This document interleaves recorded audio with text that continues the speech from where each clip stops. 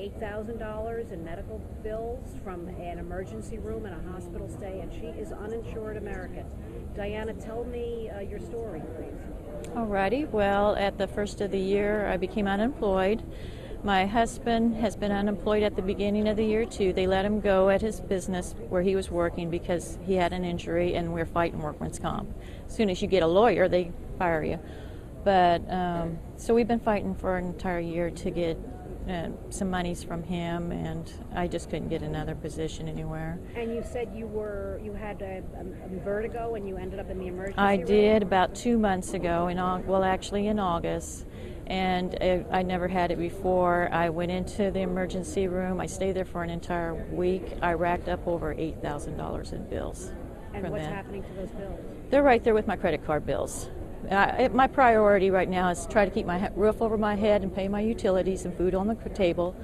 So whatever we make goes straight to that, and we just can't afford to pay we're going to end up getting bankruptcy, going through bankruptcy. You will go into bankruptcy? Yes.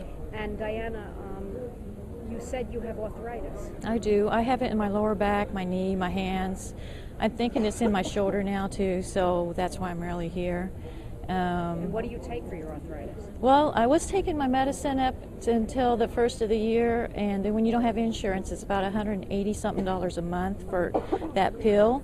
So I am just taking over-the-counter pain relievers I get at Quick Trip. Why aren't you taking the prescription arthritis medication? Because it is $180-something a month, and that I can buy groceries with.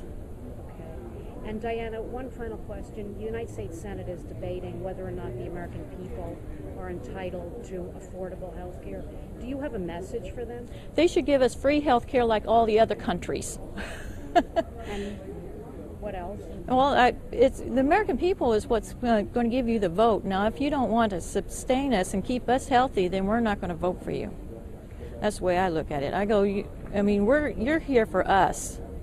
And not for your own pocket. I mean, of course, people who's got more money is going to make it, but us little people, there's more of us than those rich people.